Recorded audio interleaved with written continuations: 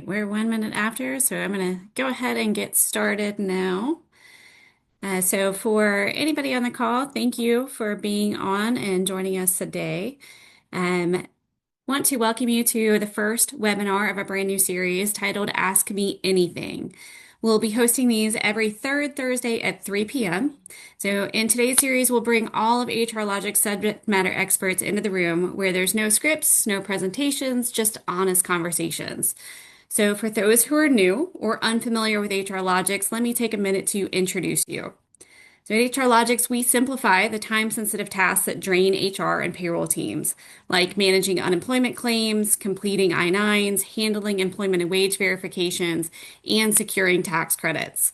We bring the tools, expertise, and strategic insight to save companies time, reduce risk, and uncover real savings, often in places they didn't know to look.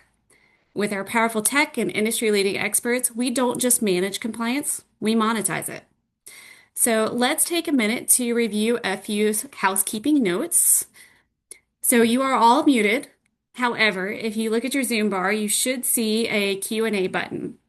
I'm going to let our leaders introduce themselves in a minute and kick off a couple of questions to each, but don't wait to put your questions in the chat. The sooner you input them, the better chances they will be asked on the call today. So all webinars are hosted in the HRlogics News and Resources section in our website. You can scan the QR code on the current slide, and that will take you directly there. Additionally, you'll find educational blog posts on hrlogics.com/blog. I love a good QR code though for minimal typing, so who has time for that? So if you scan the QR code on the right, it'll bring you directly into all recent articles posted.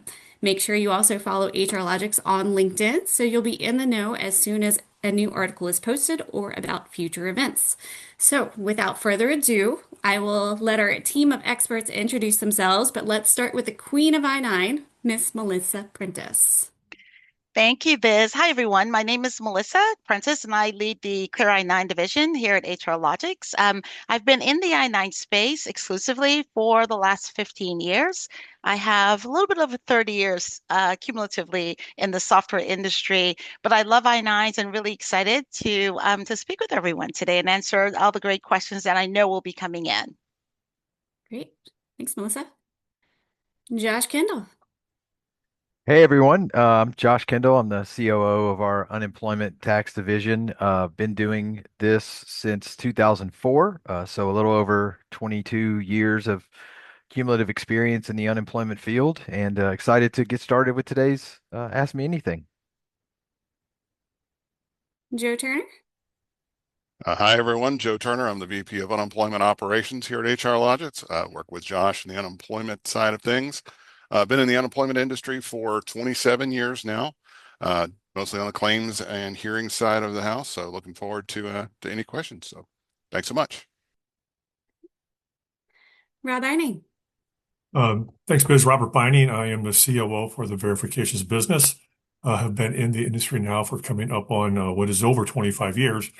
Looking forward to talking today, answering any questions, and looking forward to our conversation. Thank you. Campbell James. Thanks, Biz. Yeah, I'm Campbell James. I'm the Senior Director of our WOTC department here at HRlogics. Don't have quite as much experience as all these other professionals on here, but I have about 5 years of experience in the WOTC world and kind of done a little bit of everything. I'm excited to be here. Lee. Hey, thanks, Biz. Lee Edenfield here. Been in the tax credits and incentive space going on 19 years now, various roles, operations, sales, building technology, working with companies small and large. So happy to be here and answer any questions that you have about the exciting world of tax credits and incentives. Great, thanks. All right. As for me, I have about 15 years of experience in the applicant tracking and onboarding space, but I love dreaming up new ideas to help our clients utilize our systems more efficiently. So often starting with our own internal use cases. So because of that, I helped found the Rise Credits platform that was acquired by HRlogics in June of 2025. ADHD brain tends to always be on for the next great idea, much to my products team's dismay. As for the favorite words they love me to say are, that should be easy, right? But to turn my brain off, I enjoy competing, still getting in last, but completing triathlons because why be bad at just one sport when you can be bad at all three at once? But love to turn off my brain also with backpacking and scuba diving because my phone and email don't work underwater. So if you do want to connect with me, feel free to scan that QR code on the page now. But without further, let's go ahead and I'm going to exit my screen share now and we're going to get directly into the conversation. So again, feel free to use that Q&A or the chat that's located right there on your screen. But let's get started with some of the questions that our team has thought of as frequently asked questions that they often get asked.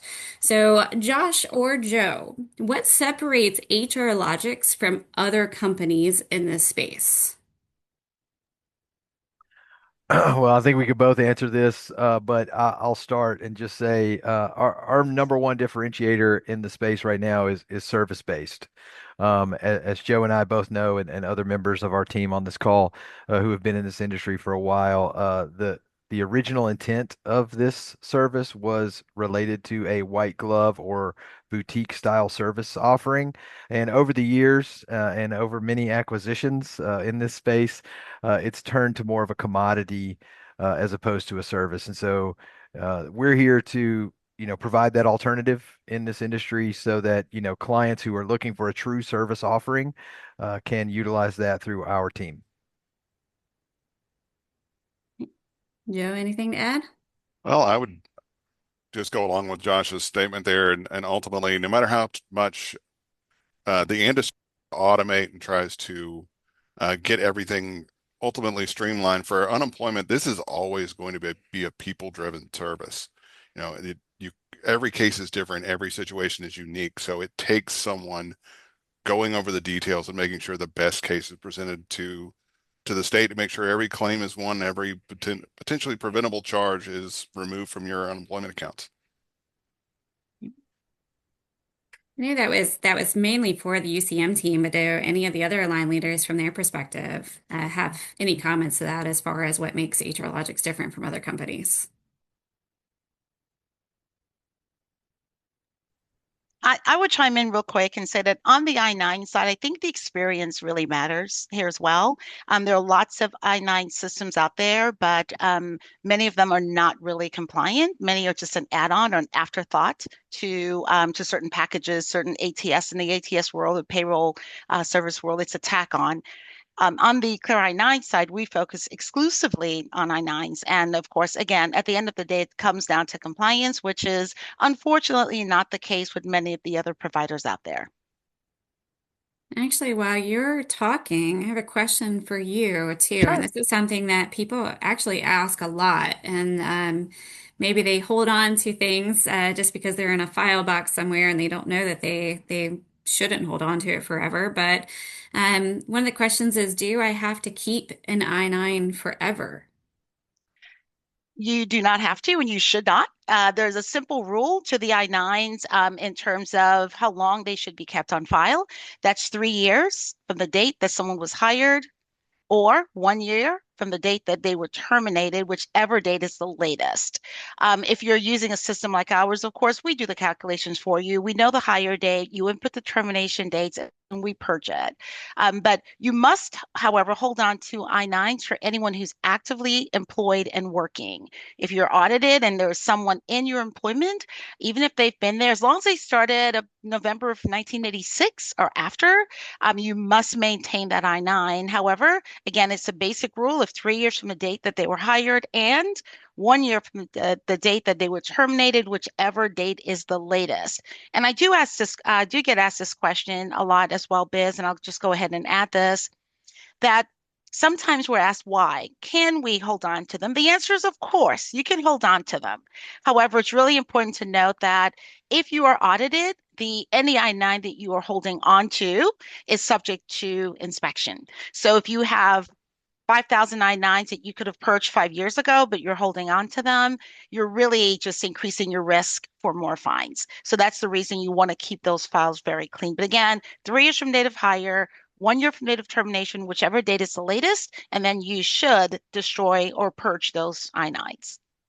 I'll ask a follow-up question to that wasn't Sure. asked, but from what I've seen is if they were on paper, which as of, you and I are basically fighting people to move from Yeah. paper to electronic, that's really become a big thing in the last 10 years. But what's the percentage of errors that generally occur on a paper I-9 or even from other systems that don't specialize in an I-9 and are just using it as a check the box? Yeah, I'll focus more on the paper. The other is it's a long, convoluted answer, which I'll try to shorten. But on the paper side, when we have looked at I-9s that have been audited on paper, we find about an 80% error ratio. So remember, it's so simple. It's so easy to make a mistake on the I-9. Something as simple as forgetting to put someone's last name on the form, or forgetting to date the form, forgetting to sign the form. That happens more often than we think. Inputting the date with a month and day only, missing a year, maybe the month and year only, missing a day. Those are all simple mistakes that can be made, or having a social security number where you're one digit short. So it's really very easy to make mistakes. And again, the error ratio there is about 80%. If you are looking at using a system, or if you're currently using a system that is not a compliant I-9 system, mistakes can still happen there as well. Again, skipping fields that are required, not using the right formatting that's necessary. But then we have a whole other side, which is all the follow-up required that those non-compliant I-9 systems will not go into. And although those aren't considered errors, they are big fine risk. And you can really run into a lot of issues in terms of fine by using a lot of those systems out there. Gotcha. We'll get into the fines next week on your Yeah. webinar, which I'll have a QR Yes. code up on that to register more for more information later. But let's go on to tax credits. So, Campbell, this is something that we're getting asked on a weekly, if not daily basis from our current clients. But when will WOTC come back? And if so, should I still be screening? Seems like a waste of time if I keep doing it and it's expired. Yeah, absolutely. Great questions. We do fully expect for WotC to come back. We have been in this period of time prior a few times. So we are expecting it another extend. There's currently pending bipartisan legislation that would not only renew the program, but significantly enhance it, whether that be increasing credit values or expanding eligibility criteria. So also, yes, you should still be screening for WOTC, because they are going to retroactively allow these credits to come through. Not only that, but there are piggyback credits that fall underneath the WOTC screening, and I'll kind of let Lee get into that a little bit more, but you should still be screening in order to not miss any potential credits. There actually was a question about Georgia and South Carolina credits, but if you want to expand on the piggyback, Lee, go right ahead. Yeah. So with WOTC, everybody knows it's kind of a great quid pro quo for the government and the employer, right? So if you're hiring someone that qualifies for a certain category, you're helping them get off a government subsidy, you're going to get a tax credit benefit for that. So you're helping take someone off a subsidy, in turn you get a tax credit, which is a good exchange. Some states do have what we call piggybacks that can also be qualified at the time of onboarding or application when we put out the WOTC screening survey.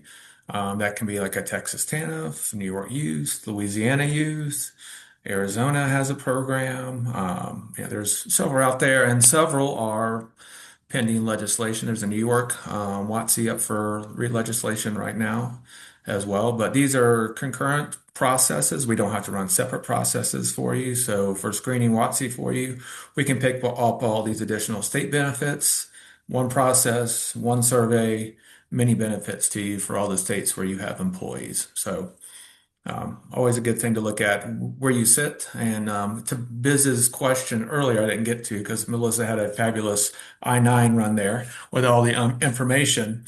What makes HRlogics difference on the tax side are these credits we're just talking about. So you have piggyback credits. We also look at 2,400 different credits, state and local. So many of you out there are familiar with WOTC or federal empowerment zones or federal credits. A lot of the clients we work with and questions we ask no one knows what they really sit on in their own state or whether they have a footprint across the US. So our job is to be a little more diligent, look at all the opportunities, tell you what you have, and move forward from there. So we like to educate and tell people what they don't know, right? Because a lot of the times you're not out there, you're running your business, you're not out there looking at legislation for each state at different levels. That's our job to do that and help you monetize those benefits. Thank you both. Rob, let's move on to you. We've got a question here that says, why would I want to share my employee data with you? Doesn't the loan officer just pull it automatically from a credit reporting agency? Great question. Number one, we're here to protect your data. We're not sharing data with anybody across the board. We've built the platform off the needs of those that are using it, meaning you as an employee, you as the employer, or the verifier, meaning commercial verifiers like mortgage companies, screening companies, or even government assistance like food stamps, housing authority, or even child support. Okay, so what we're doing here when we're protecting data, we're making sure it goes to the right user. Okay, there's a lot of fraud out there right now, and especially when you get into the smaller businesses in the mid-market that, are not using a third party at this time. Calls will come in, they'll just, fulfill data or, fulfill the forms that come in as needed. They're not credentialing those verifiers to make sure that they do have a true permissible purpose for the data. They do have a true consumer consent for the data. And like I said, we're adhering to all FCRA compliance laws, federal laws right now, and also the 19 states that have data privacy laws in place. So, okay. Thank you. Let's go back to the unemployment team. So let's see, in an unemployment hearing recently, the hearing officer and claimant started talking about documents that I didn't have. What should I have done? All right. Josh, this is mine. Yeah. All about claims and hearings. Uh, Ultimately, this is one thing that we're always advising our clients on when they have an unemployment hearing. We get together with them in advance of the hearing, and we're going to consult with them, take them through what to expect from the hearing, and what should they be prepared to present. We can't cover every question that may happen. We give you this is how it's going to happen, but we also cover what should I do in these one-off cases. There's a lot of things that have come up, and this is one of the ones that we've had frequently where someone will say, suddenly I was in the hearing and they were talking about documents I didn't have. And they asked me, should I, do I agree to these or these, do you have any objections to documents? I didn't know what to do. Always, always, always, if a hearing officer or claimant start talking about documents you don't have during an unemployment hearing, make your objection known. Let the hearing officer know. I do not have these documents. I do not consent to them being made part of the record. Get your objection on the record. They may or may not stop the hearing. They may or may not disallow the documents if the claimant hasn't followed the proper process to get them to you. But we need to get your objection on the record so that if we have to appeal further, we can reference that there was documents submitted and considered that were not provided to us as required. And we want this case remanded so that we can get due process for our client. All right. Great response.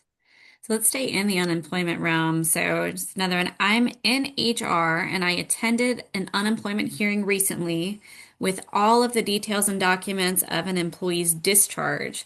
The employee didn't attend the hearing, so I was shocked when I got a decision back saying the employee was eligible for benefits after the hearing. What should I have done differently? That's me again. In that situation, a lot of times HR, when you're dealing with the initial claim, they've got the details necessary. They can send us documents. We can submit those to the initial claim level and have someone disqualified. But when it goes to a hearing level, in this case, it sounds like the claimant was found eligible. The employer appealed. It's now at the hearing. Claimant doesn't bother to show up. But a lot of states, I'm going to make an assumption this case might have been out of the state of Florida. In the state of Florida, even if the employee doesn't appear for the hearing in a discharge case, the burden of proof is on the employer to establish misconduct, a disqualifying issue. If they don't present someone with firsthand testimony, somebody that can say, I personally witnessed this incident, I talked to the claimant, I addressed it with the claimant, they admitted the violation to me. If everything that you present is secondhand, a lot of things are being reported to HR, everything that you've got is hearsay. and it can't be used to disqualify the claimant. It can only be considered in support of firsthand testimony. So the manager that actually discharged the claimant is the individual you needed on the hearing, somebody they could testify to. I actually witnessed the event, and I can testify to it from a firsthand perspective. Got it. I actually hear that a lot with just hearings and do we provide hearings representation? And I think you brought up a good point there of what I've heard often is prep, not rep. But do you guys want to elaborate on that a little bit more too? You know, preparation is the key to every unemployment hearing. Having the witnesses that are going to be attending prepared for what to expect and what to present is the most important, because when you get into a hearing, even if you've got a representative, typically the hearing officer is asking their questions first. It's their job to develop the record. So they don't just say, okay, representative, you glean the details you want. They're going to ask all of their questions first. Then the representative would be allowed to ask follow-up questions. So the witness still has to answer the questions directly from the hearing officer. They have to be prepared for what to expect and what they want to be prepared to answer there. When you get to the representative's chance to ask questions, it's follow-up questions, maybe additional questions.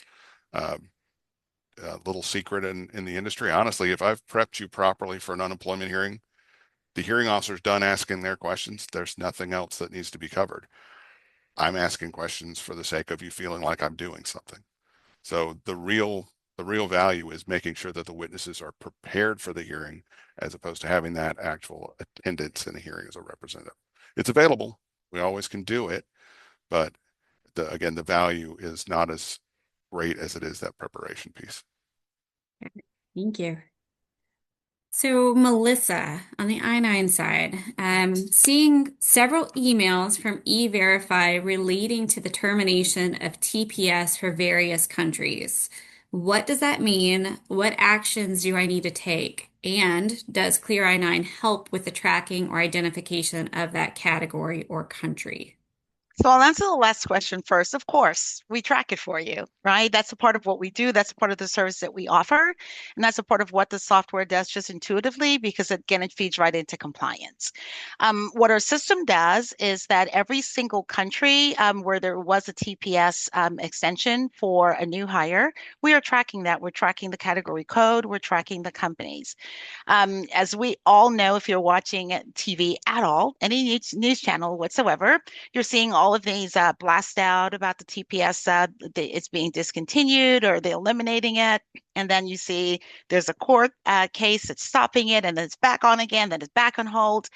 So our system is tracking that for you. And essentially what's happening there is that once it goes through the court system, and there is a final determination that that particular TPS extension is no longer valid or it's now terminated, you would run a quick search in our product. You would identify everyone who falls under that TPS. And at that point, the employee would have to be terminated if that is the status that they applied under. And that's the only eligible status they have for working in the US.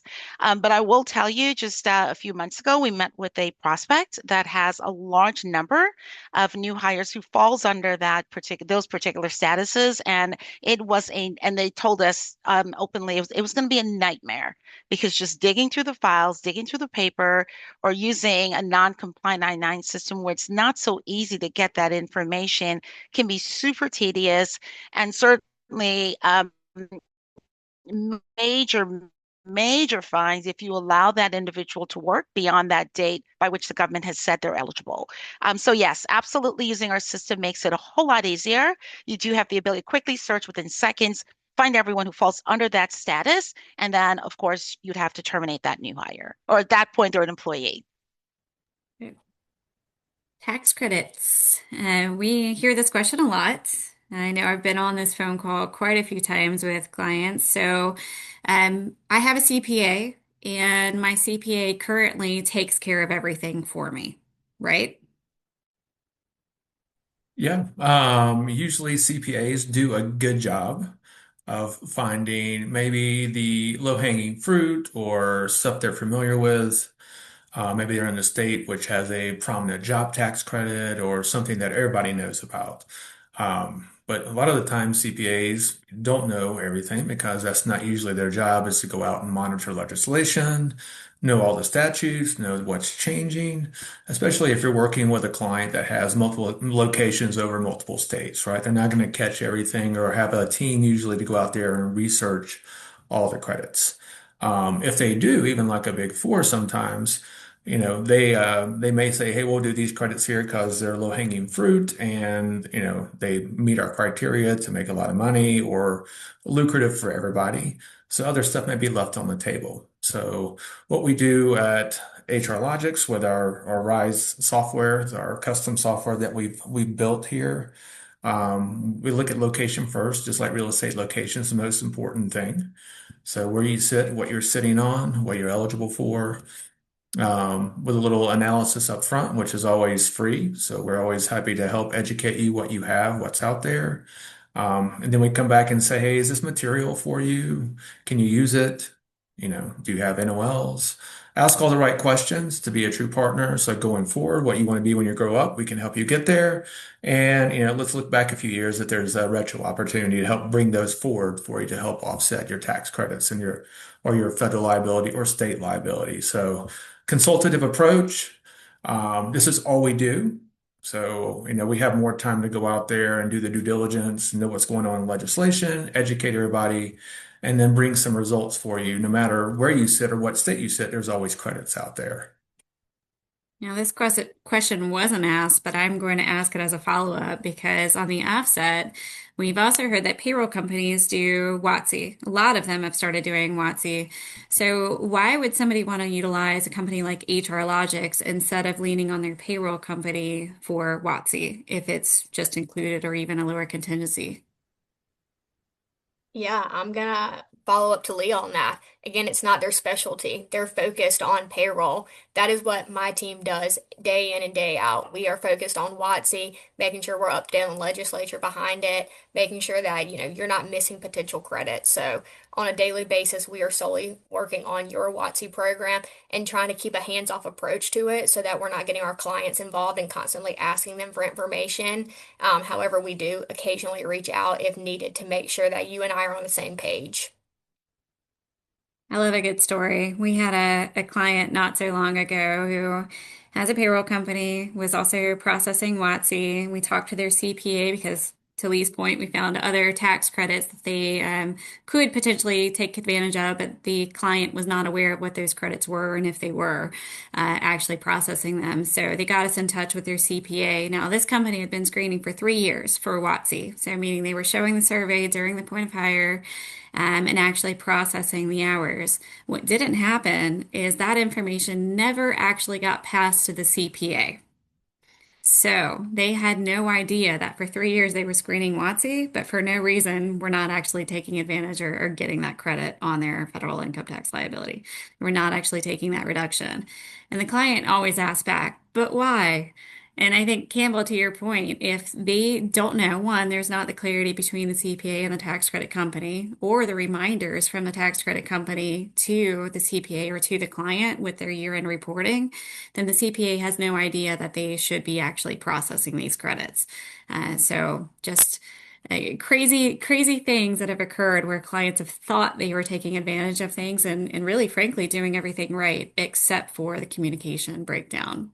So let's move on to Rob again. So as far as your support team goes, are you 100% US based, or are you using offshore people to support? No, fair question, because you see that a lot in the industry nowadays. HRlogics, we are 100% US based. We have our reps are located down in Birmingham, Alabama, or Nashville, Tennessee. I should say that along with that, because of the areas of, continental United States we cover, we also have English and Spanish speaking representation for that, along with English and Spanish communication materials to support all the different users, meaning the employer, the employees, or the actual verifiers themselves.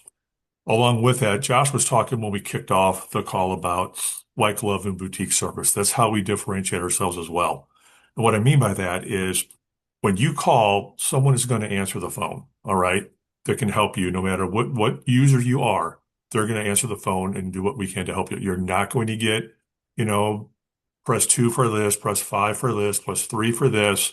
Please state what you're calling about so we can route you. No, someone's going to answer the phone and walk you through the help you need. Along with that, we do not initiate self-help. And what I mean by that, there are a number of the CRAs out there that if you're on the website and need to go out there for assistance, it's going to ask for specific words to describe different things so they can give you instructions on what to do. We're here to make your job easier. We're here to protect our users, protect their data, get them the assistance they need as quickly as we possibly can. I've stated this before. If you pick up the phone and call us or email us or even chat us, we have all three. With those, you're going to get someone that's going to be answering your questions and helping you immediately. Okay? You actually brought up another question, kind of a great lead into it, but what Sure. happens with my data and are you selling it to third parties? What happens if your data, I should say this, we built the Clear Verify platform off the user's needs. Okay. And what I mean by that is we talk to the verifying community out there, both government and commercial, and we work for the employers and their employees. It's your data. It's not our data. We do not share data. We do not sell data except for the specific purpose of verifications. We do not make loan determinations. That happens at the government agency or that happens at the loan officer. So to answer the question, we do not share data. We have no intent to share data. There are a number of, I'm going to take this to a different level. It's maybe a question that's probably going to come up because this happens all the time. They want to know what does it cost, for verifications and so on and so forth. Our price point is very good in the industry. CRAs, there are some CRAs out there that are more than double what we're charging right now. And the question comes up about government assistance, like I talked about before, child support, um, Social Security benefits, housing, food stamps. Do we charge for those? We do not. There are CRAs out there that will attempt to charge for those, and if they can't, it will delay that employee determining getting the benefit eligibility that they potentially could be receiving. So we're doing it very quickly. We're doing it very efficiently. And like I said when I started, we do not offshore. It's all taken care of here in the United States. And this person must have been on one of our recent UCM webinars because it says, do you really audit every benefit charge assessed to an employer's account? So that one would be for Josh or Joe. I'll take that one to start. I think that question is probably a result of, again, just trends that we've seen in the industry over many years. Again, every third party administrator in our industry will tell you that they audit benefit charges after the claim has met its final disposition. Uh, and most of the TPAs in our industry that tell you they do that don't really do that because it requires a lot of effort. It requires people. Again, as Joe mentioned earlier, as it relates to service, right? Every case is unique in an unemployment situation. So there aren't just these standardized methods where you can say, well, if a claim is X, then it's Y, right? It's not that simple. I wish that it was. So yeah, it's a people-driven service, as we've mentioned many times already. And so one of the things, when we all came together here at HRlogics, we decided is, we're actually going to walk the walk and talk the talk. So we didn't want to say, well, we do benefit charge auditing, but actually not perform it, or at minimum go for low-hanging fruit. That's not enough. And so, especially if we're trying to protect our employers' tax accounts at the end of the day. So yes, we have a team that is dedicated to auditing every benefit charge, every line on every statement that comes in from those state agencies for every one of our client accounts. We're over 15,000 state unemployment accounts today that we represent. So it is a very tedious task. It is not a very rewarding task because it happens behind the scenes. It's not a very client-facing situation, but it can impact, your tax rates. And again, for our clients, it just guarantees that those tax rates are not artificially inflated related to any state errors or any issues that may come up like that. This one's going to go back to the tax team. So you had mentioned piggyback credits. Um, does that mean that my new hires have to complete several different forms during the onboarding process? Like, what does that mean for me as an employer in regard to anything additional that I'm going to need to do? So I'll kind of start it off and let Lee follow up to what I'm going to say.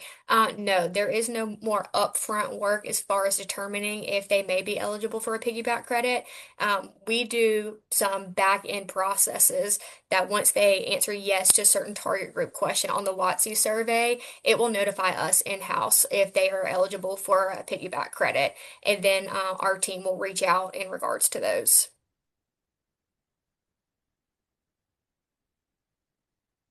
Anything to add, Lee? No, no, I think that's pretty easy. Like everything up front, one concurrent process for many levels of credits, right? So if they answer yes to a category in WOTC, there's some determinators, whether they're in New York or location or age that populate. And if they can qualify for those too, if they fall within those certain categories and state requirements. So everything's done up front, which is nice. So we're not having to come back and run multiple projects for multiple credits. One process could lead to multiple credits, everything up front, run concurrently, which a lot of our competitors don't do. I do want to add a plug-in for our CPAs, though. Not saying that, we love partnering with CPAs. We often are an extension of their service and provide services they not be doing today or want to do on their own. That could be state credits, it could be FICA, it could be Fez, it could be WOTC, of course. So we do have a lot of CPA partners, and we love the opportunity to partner with them. So I didn't want to feel like they're left out on the call, but we're here to help their clients and them as well, make them a better practitioner and educate them along the way as well. Great, and get them and their employer clients more credits. It looks better, and they'll retain those clients year after year. So, great point. For Melissa, let's see here. I've got a couple. I think we've already kind of answered this one. Let's say, should we make copies of all the supporting documents the employee presents to complete their I-9s? The answer to that question is that it depends on what your policy might be, with some exception. So if you are not an E-Verify employer, which I hope everyone is, but if you're not, then there is no requirement to hold on to any of the documents that are presented by the new hire. However, if you are an E-Verify employer, there are certain documents, specifically the List A documents, that you must maintain and hold on to and attach that to the I-9, and they must stay with the I-9 for the entire life cycle of the I-9 being in your system or in your file cabinets. However, I will say that probably 99% of our customers, they make copies of all documents. Now, I know the question is not specific to remote verification, but I'll also add that that is a caveat. If you're conducting any virtual verifications, then you must hold on to the front and the back of and make copies of the front and the back of every single document presented. So again, in short, if you're not using E-Verify and you're not remote, you do not have to hold on to documents. If you are using E-Verify and you may or may not be remote, you must maintain those E-Verify documents. If you are conducting any virtual verifications of your I-9s, then you must maintain copies of all documents presented, and that is the front and the back of those documents. And I did want to add one thing, Biz, and at the start of this, you asked about some differentiators, and a shameful plug, but I'll go ahead and do it anyways. One of the things about Clear I-9 that I definitely wanted to stress is the services that we offer. We are more than just a software company. We certainly have dynamic compliant I-9 systems, but we also offer two other services. One is the ability to complete the I-9s remotely. So if you are in a situation where you don't have the time or the interest or maybe the know-how to complete Section 2 of your I-9s, we can do that for you. We also offer a full service option where we can take control. You can essentially outsource all of your I-9 needs to Clear I-9, and we can manage that. So that's a huge differentiator, and I would be remiss if I got off this call and I didn't mention that. Oh, you're 100% right. I actually haven't heard of that from anywhere else. I have heard of It's other rare. people be verifiers in other people's platforms, but I have never heard a company being both the verifier offering full service management, as well as just the software only option. So you brought up a really good Absolutely. point, and I'm glad that you brought it up. Similarly for UCM, I haven't seen really a TPA plus a software only provider out there. I think there's a couple, but not many. and then tax credits as well. White label support for CPAs, partners, and then also the ability for us to process and find those credits too. So let's move on to verifications again. Um, let's see. How do you handle data disputes? Okay, great question. We have on the platform the ability for whether it be a verifier or an employee to question a verification or question the data that's on the database. On the actual database, the employee has the ability to come out, enter that they believe something is incorrect with their data. They then tell us what that is, so we're not looking for a needle in the haystack. That comes to our team. I will say this, there's typically about on 1,000 verifications, we will get about 5 data disputes. The majority of those data disputes can be resolved by our team directly, meaning whether we're receiving an SFTP flat file or we have an API integration with the payroll provider or the employer themselves. Sometimes that data, a lot of times you'll see an employee asking questions. Hey, I was just promoted from a manager to director yesterday, but my data doesn't indicate that. Well, that's because the data feed's coming in tomorrow on Friday and it just hasn't been updated yet. So we can correct those a lot on our own working with that employer on the next data feed when it comes to it'll self-correct. If there are issues where we have actual data issues, meaning we'll check on the database to make sure what we're reporting is what came in on the data feed, whether that may be from the employer.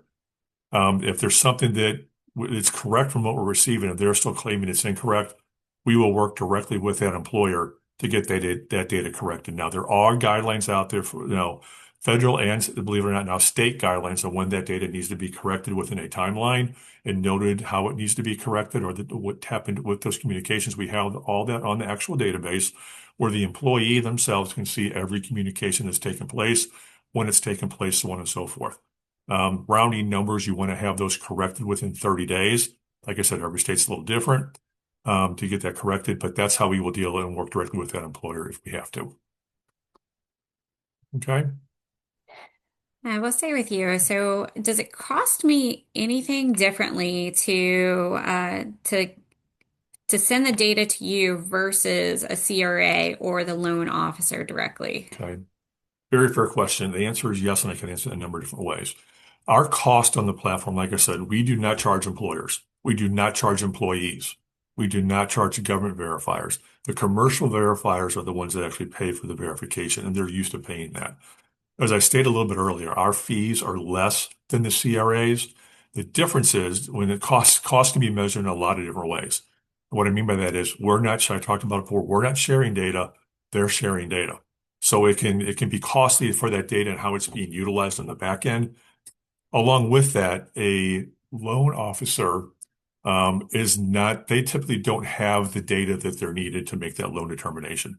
So they have to reach out to either the employer or a third party provider like ourselves because there's so much fraud in the industry. They can't trust that, someone could just be giving them a W-2 or a pay stub or something like that. They're going to reach out for us to make sure that it's legit.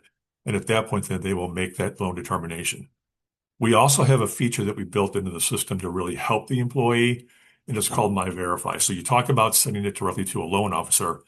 The employee has the ability to do that, not with a pay stub or something like that, but through our platform.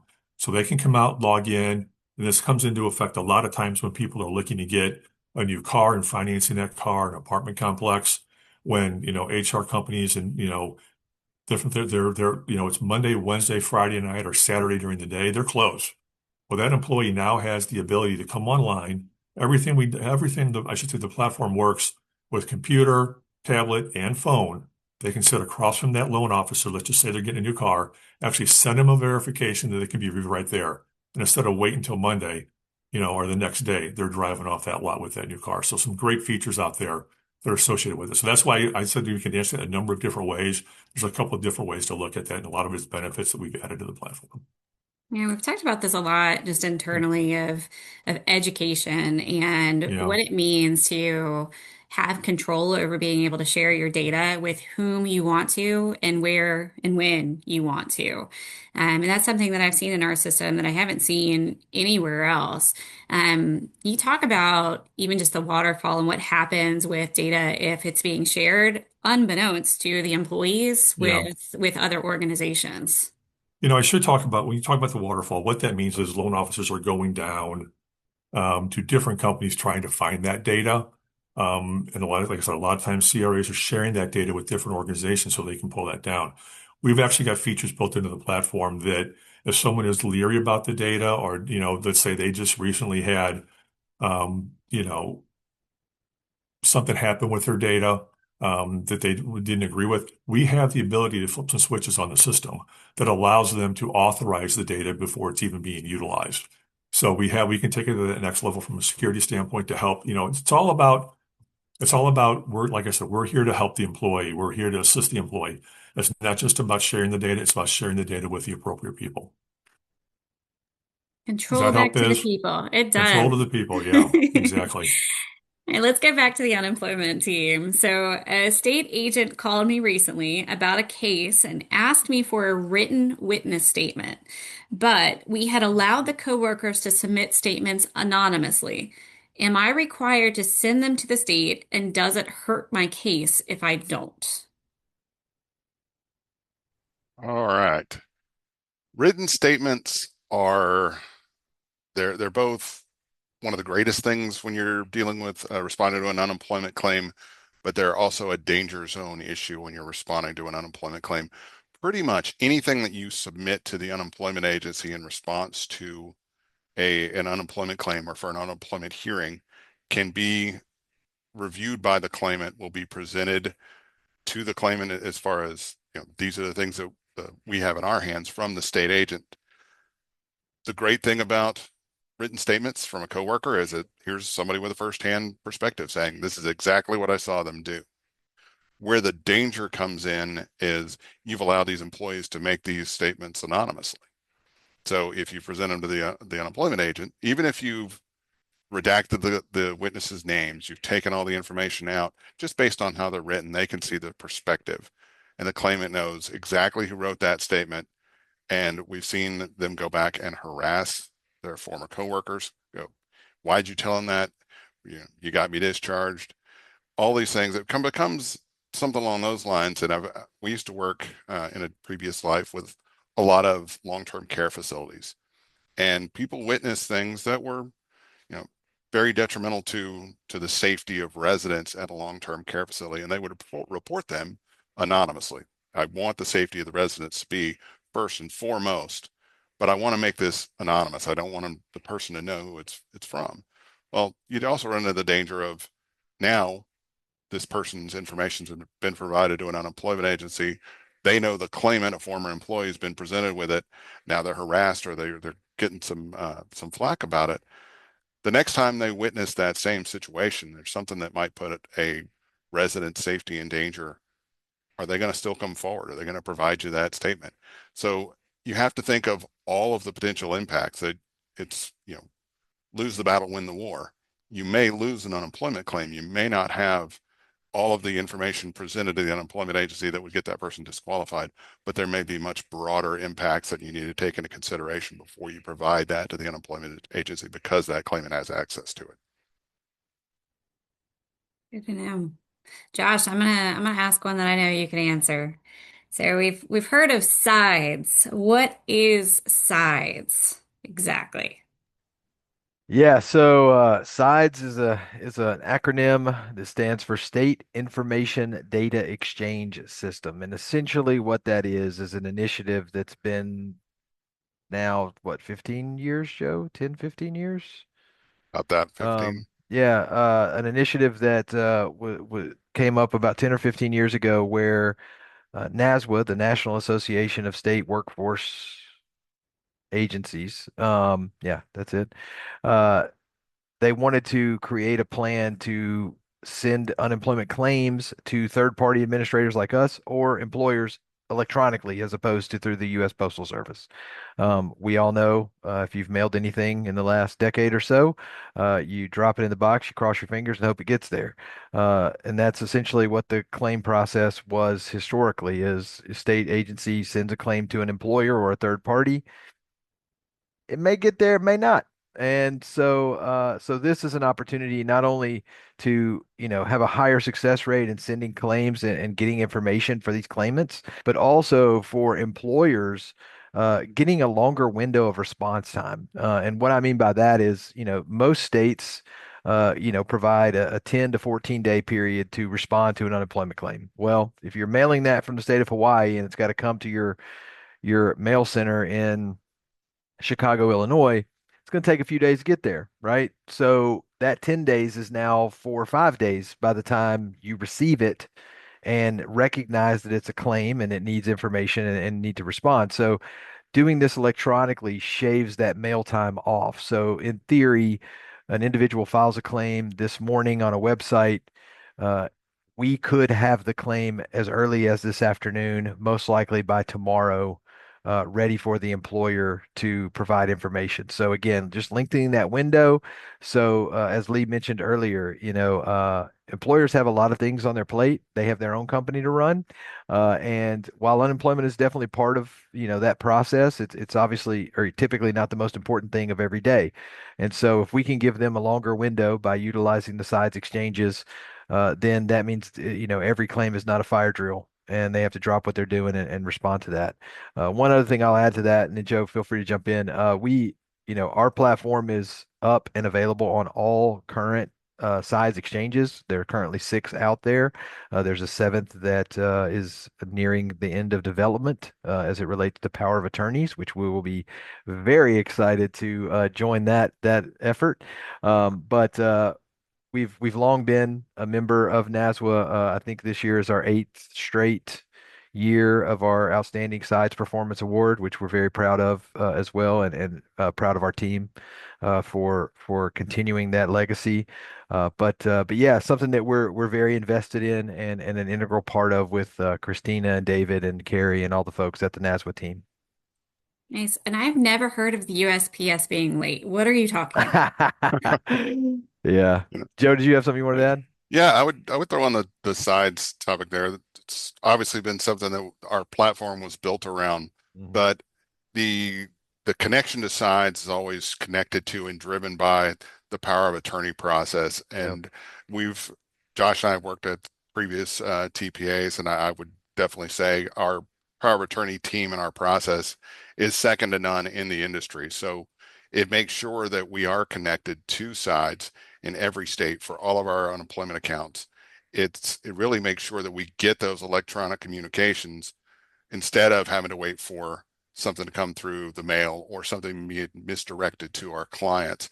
And tying it back to the benefit charges that we talked about earlier, it makes sure that we are the address of record. Those charges come to us. We have everything in-house so that we can fully audit the process. So it's one of the things that really differentiates us from others. We want to make it white glove service, but making sure that everything comes here through the POA process is, again, the best in the industry by far.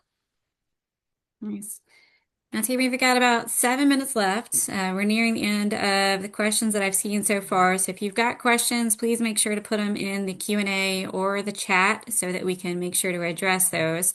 And we will have some additional webinars coming up this month and next month that I'll review at the very end. But with that, let me ask a couple more questions that we've actually got on here. So, Melissa, how does the government decide who to audit? And is there a magic formula or something we can do to avoid an audit? Well, if I knew how, had they chose, I'd be a millionaire and I wouldn't be working here. So the answer there is that it just depends. It really depends. And there are tons of different ways. Sometimes it is they're targeting a specific industry and you're in that industry. Sometimes they're targeting a particular state. You happen to be in that state. It can also be that you're an extension of a company that's being audited. Let's say that you are a staffing company and you provide workers to a construction site and they are auditing the construction site, then you'll be audited as well. Also, it can be based on complaints from employees. Maybe they feel discriminated against. And they have reached out to USCIS or to ICE, and they file a complaint against an organization. You can be targeted based on that. I have heard, and I'm not sure how true this is or how often this happens, but it can also be a result of being sloppy in your day-to-day, right? You're submitting information through E-Verify. E-Verify is sending you back potential data discrepancies, T&Cs. You're not following up. So they can sense that there is some sloppiness and lack of attention to detail when it comes to your I-9s. So based on that, you can also be targeted. But it really is very random. I will say that the current administration has said very clearly that they expect to increase audits over by 10 times compared to what was happening in 2024. This is not unusual for this particular administration. During the last time the Trump administration was in office, the audits also were drastically increased. So expect to see a lot more audits occurring. Of course, I know one of the things I get questions on a lot, and I'll just quickly mention this, is ICE raids, right? We see that on TV constantly. If there's an ICE raid, you can rest assured there's an I-9 audit happening at that site as well. So just be prepared is the best advice that I can give, because you just never know when you're going to get that, no longer a knock on the door, but you're going to get that notification, that NOI, notice of inspection, which you have 3 days to have all your I-9s ready to go. So again, it is random and it can happen to any of us at really any time. All right, real quick, Lee, let's try to keep this to a minute, minute and a half if you can. I have a business in Georgia. What types of credits can I take advantage of?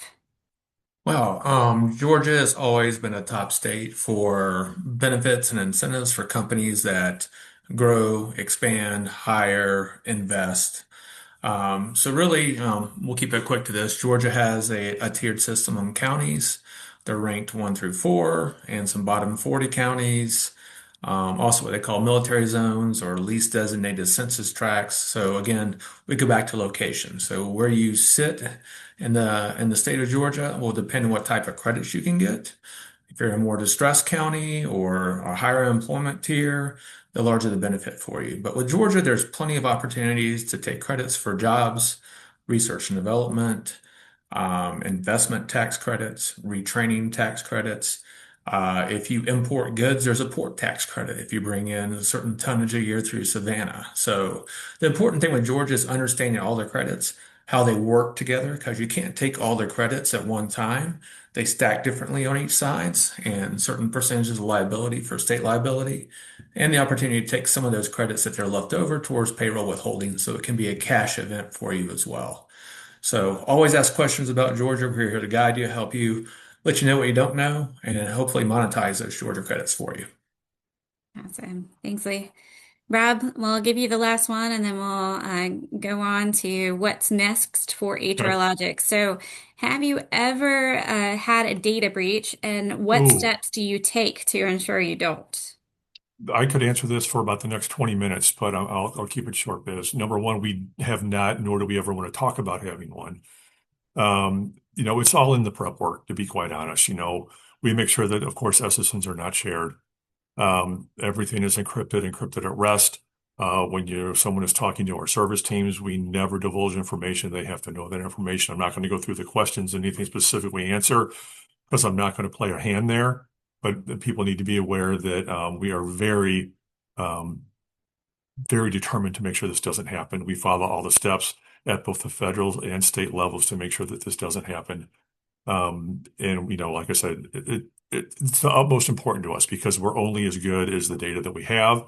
We're only as good as the data we deliver, and we have to do it in accordance to all federal and state compliance. So I'm going to keep it simple. We have not, nor do we want one.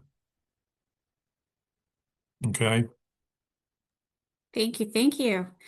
All right. Well, with that, thank you for joining us today. I mentioned at the top of the call that today is our first of our new Ask Me Anything webinar series that will be occurring monthly every third Thursday at 3 p.m. However, we will also be hosting one-off webinars. Our next one will be with Melissa Prentice on the 26th at 2 p.m. So have you ever wondered if your business is audit ready or not? In this educational webinar, HRlogics delivers a comprehensive roadmap to navigating Form I-9 requirements, avoiding costly penalties, and modernizing compliance processes in 2026. So scan the QR code on the screen to register today.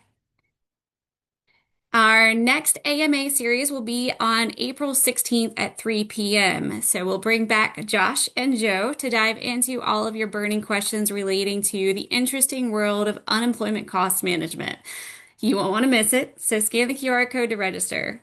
And so with that, our webinar will conclude. A brief survey will pop up once the window closes, so please complete it so that we can ensure we're bringing the topics that are important to you to the forefront. Have a great day, everyone.